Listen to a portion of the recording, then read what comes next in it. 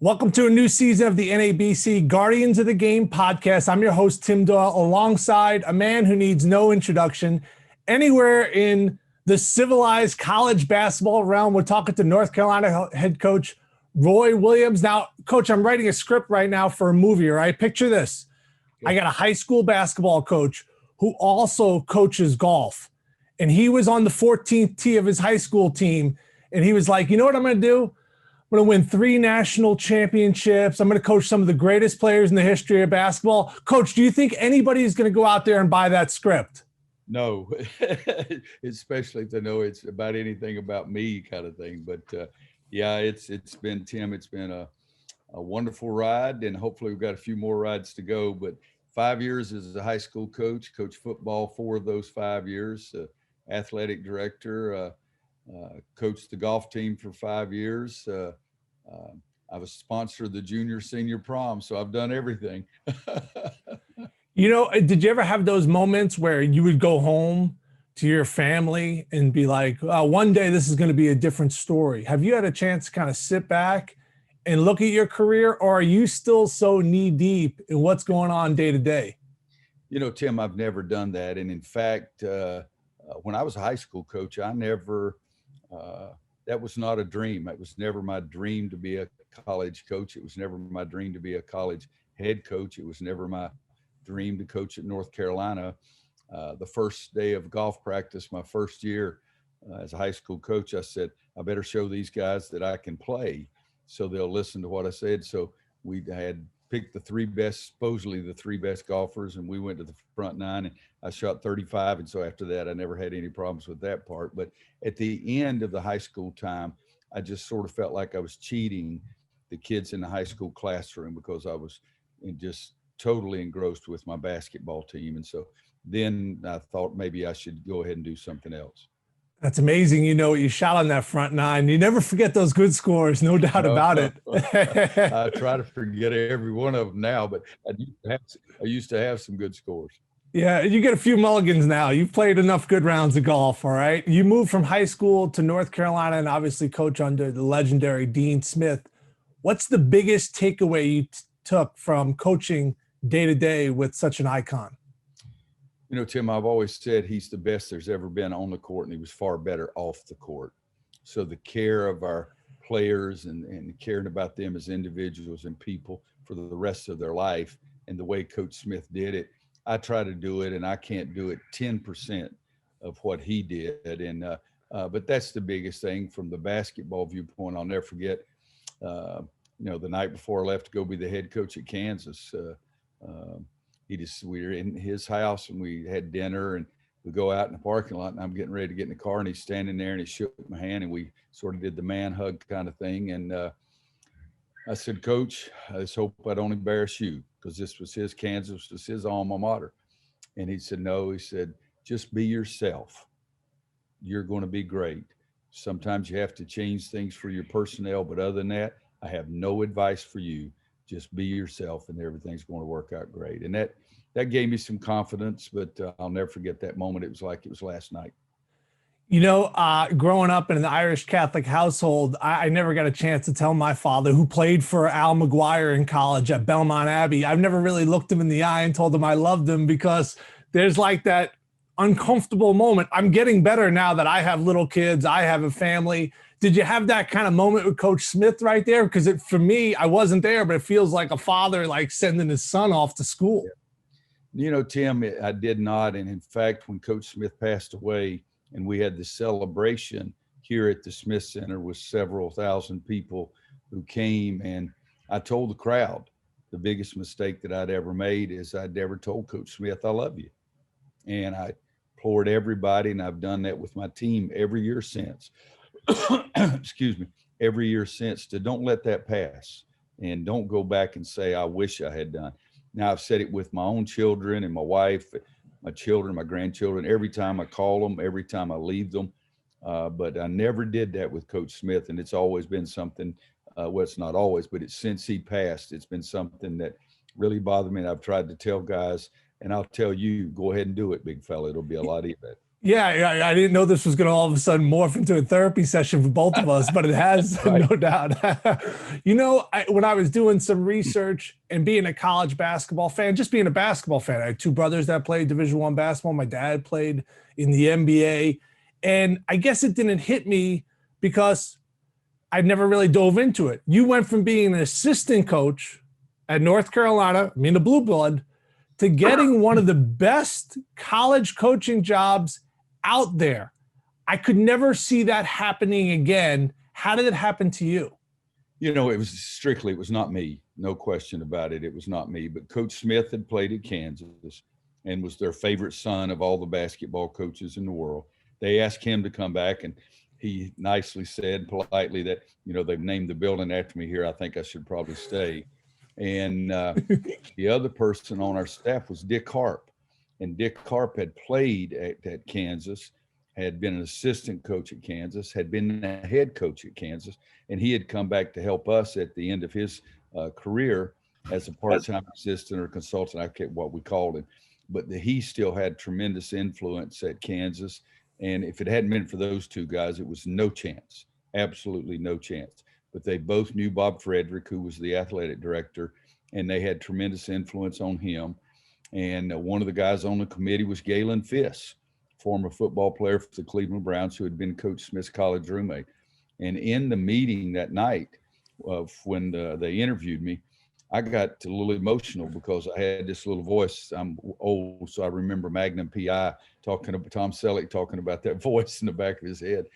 And I said, guys, this is nothing against the University of Kansas, but I've got this little voice in the back of my head saying, boy, tell these guys thank you and get your butt on back to Chapel Hill. And it was emotional time for me with those 12 people. And Galen Fiss, tough football player, Cleveland Browns, 12 years, no face mask. He said, I would like to address that. And he started talking about his love for Kansas, and his children went to Kansas, and he wanted somebody at Kansas that would love the place. He got emotional, and that was it. I said, yes, I'm in. But again, if it hadn't been for Coach Smith and Dick Harp and Galen Fiss interpreting my remarks like that, because somebody could have said, well, the blank with you, get on out of here kind of thing. But Galen embraced it, and that was a big moment for me. Oh, they saw, I don't want to call you a diamond in the rough back then, but your first job being Kansas, they set a pretty high bar for you, and you lived up to that. It seemed like relationships were important and instrumental in you getting that job. And now you've had players that have gone on to coaching, obviously assistant coaches that have got head coaching jobs. What's your best way to communicate with them? Because Coach, I'm kind of new school. Getting on the phone with somebody is like a lot of work. Are you more of a text message guy, or will you do the actual phone call or even the FaceTime? I FaceTime a little bit, probably do it more with prospects than my old guys. I have a computer behind my desk. It's been here for 17 years. It's never been opened. I do not have an email account. My players laugh because I don't know if it's tweet or twit. And Instagram, YouTube, Y2, whatever the heck that is. I don't know anything.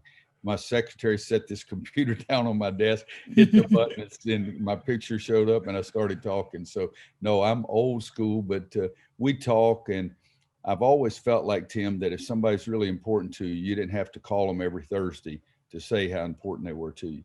And so for me, I don't talk to my guys as much as I would like to, but I'm engrossed in what I'm doing here, and they're engrossed with their team. But when I see Jared Hass or Bobby Frazier, it's like we were together yesterday, regardless of how long it's been. That's interesting you bring up Bobby Frazier, a fellow drinking partner of mine in many of the taverns throughout Chicago. Unfortunately, with the pandemic, we haven't been able to link up, but I connected with him earlier. I'm sure that stopped your drinking too. No, it has not curtailed. It's actually made me drink more during a pandemic, but I got little kids. So this is survive in advance. That's how I look at day to day with little kids during a pandemic. But I called them earlier in the week and I was like, do you have any good stories that stand out? Now, I love Bobby Frazier, but he's not a rocket scientist. You and I both know that, right? And I kind of gave him a few minutes to think of a story, and he didn't really have one. And I was disappointed because I played for Mike Jarvis. I got Mike Jarvis stories. I have Bill Carmody stories. And he just said, when Coach Smith talked, you believed. And then he found the story. He said, we were freshmen, And he told us before the game we were going to go play at Duke that we were going to go to Duke and we were going to win. And he's like, when he speaks, we all just believed. Now, is that something that you find to be a strength of yours, or did that just come off natural? You know, Tim, you froze up right after it's back now. You froze up right when you started the question. You said something about when Coach Smith talks, and I didn't know if you were talking about me or Bobby just forgot my name or what it was. I'll come back to you then, all right? Bobby Frazier, when we were chatting over a few Bud Lights, I had asked him if he has any great Roy Williams stories, and he kind of didn't have anything for me. I go, you don't have a Roy Williams story? I go, I got Mike Jarvis stories. I got Bill Carmody stories. You don't got one Roy Williams story for me? He goes, I'll tell you this. When Coach Williams speaks, you just believe it. He goes, he told us when we were freshmen, we were going to go to Duke and beat Duke. And he goes, that was a team that had J.J. Redick. You want to know something? We did it. Now, speaking with that confidence, was that something you learned from somebody, or is that something that was just gained over time? I think a little bit of both, but it was just gained over time too. But I think if you make kids more confident, that helps them. Now they've got to also give you confidence to do that. It goes both ways. But I remember that it was J.J. Redick and Sheldon Williams senior night, in fact. And I told them we were going to win, and I believed it. But I'll tell you a Bobby Frazier story, and I've got hundreds, but the one that sticks out to me more than anything, in 2008, we're in the Final Four. And we laid an egg against Kansas in the semifinals, and they just drilled us. And I thought we were the best team in the country, but they just drilled us.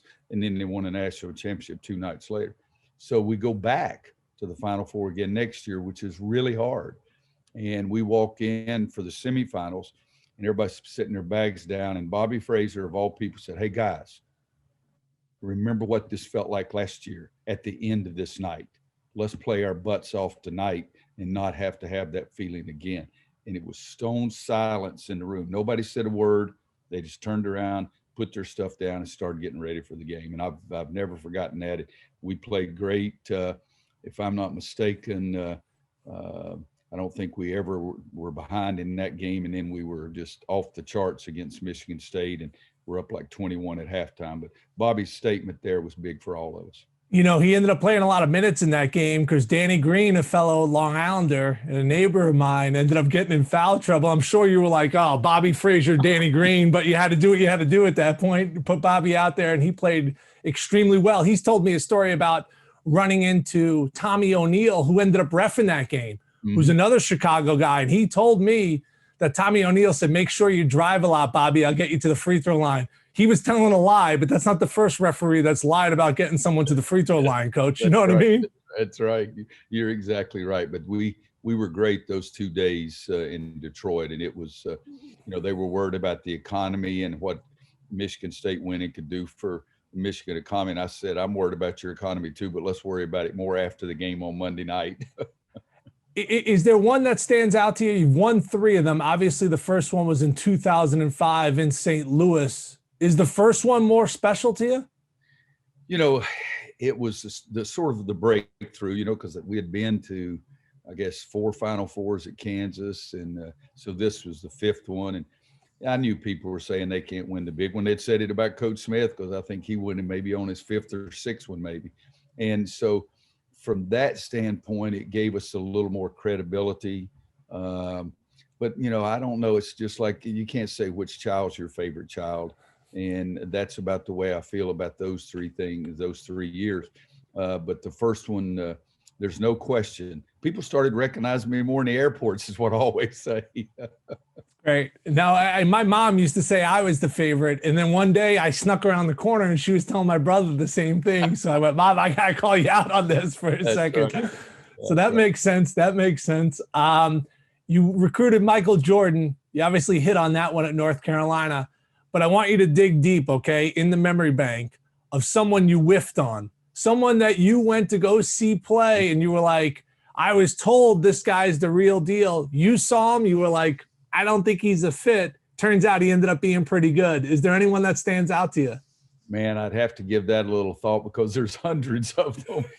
Well, you coached some pretty good players. I was looking through the rosters of you coached. It was like 6 guys in the Hall of Fame. I mean, it was like a joke of how many good players. I went, let's forget about the good players. Those are easy to talk about. Is there a guy that you maybe whiffed on or you wish you would have coached? Maybe that's an easier question for you. Well, no, there's someone no you wished question. you would have coached. There's no question. There were a lot of guys I wish I'd coached. I mean, even one Shane Battier, when I was at Kansas, it got down to us and Duke, I think, is the 2 finalists. And I just loved everything about him, his game, his character, the leadership. But Jimmy King, who was one of the Michigan Fab Five, even as late as last year, Vernon Carey at Duke. I mean, it's so many of those guys that I really wish I'd coached that we tried awfully hard on and just we got left at the altar kind of thing. But I'll have to think about that one that I really whiffed on because there are probably hundreds of them. It's just that, for me, they got to have the ability.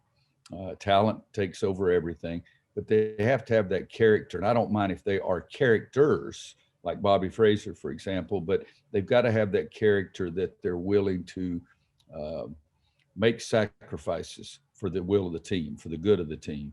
And if I feel like that's not part of it, then I can't communicate with that person. I always tell them, I wish I could say it more eloquently, but the teams that win, their players get the awards and rewards. They're both okay. You don't have to just focus on the player and you don't have to just focus on the team success. I think they're compatible very much, but I do have to have somebody that will be focused like that. I got 2 more questions for you. We appreciate your time, Coach Williams. For maybe a younger person or a father, a mother who's listening to this and some advice they could give their kid, what's one thing that you look for when you're watching a high school game or now an AAU game that when you're looking at a prospect, you want them to do this little thing? I want them to lose themselves in the game. And, I'm one of those guys. I wish parents would let kids up until about 16 play every sport. I played basketball, baseball. I even played football through the 8th grade. And I felt like at 98 pounds as an 8th grader, that was a little too much kind of thing. But they've got to be able to lose themselves in the game, lose themselves into the team success. And, I always tell parents, love your child and live with him, but don't live his life for him.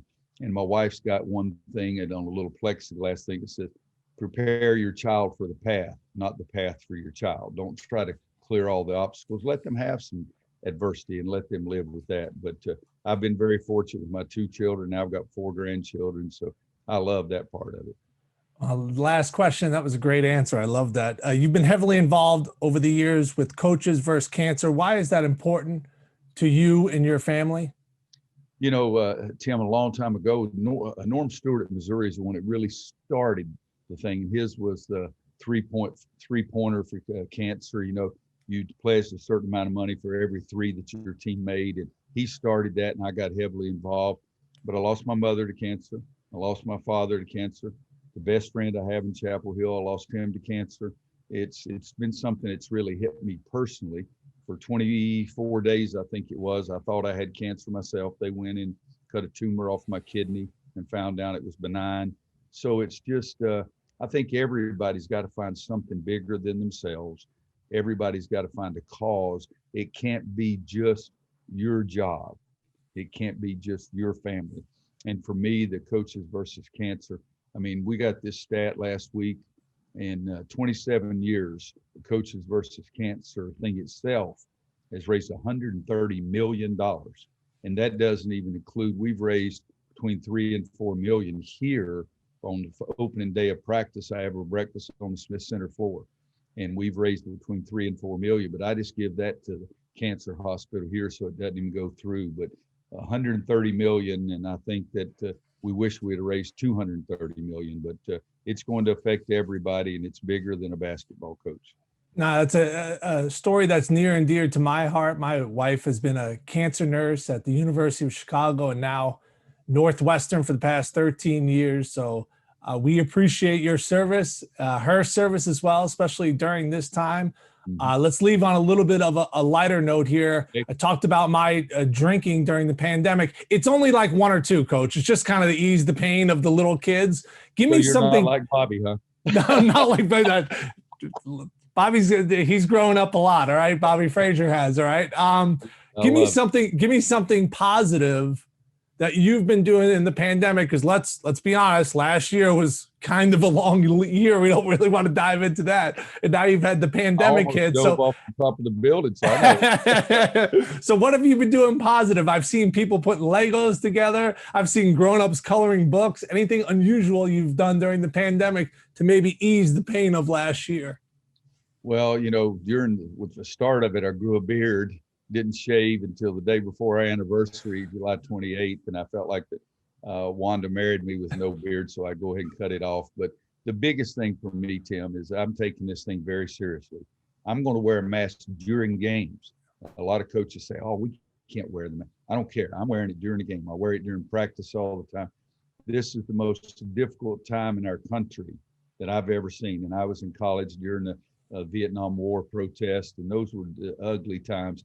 But I've never seen the political mess we have, racial inequality, the coronavirus. So I've done the mask, but the other thing is I keep saying, be led by your dreams, not pushed by your problems. We're going to get out of this. Our country's so great. We're going to get out of this mess. See, that was the moment. That was where I started to believe. That was where you got me believing. See, I thought I was drinking because of the kids, and then you had the everything else that was going on in the world. I think that was adding to my problems as well. But I appreciate your time. Thanks so much for joining us. The NABC Guardians of the Game podcast. We have the legendary Roy Williams. We talked a lot of Bobby Frazier. We talked North Carolina, and then I had heard stories that when he speaks, you believe, Coach. Today, I believe. Thanks so much. Thank you very much, Tim. Thanks for doing this, and hope everybody stays safe and healthy. Happy holiday season to you and your family. Thanks, Coach. Thanks, Tim. Have a great day.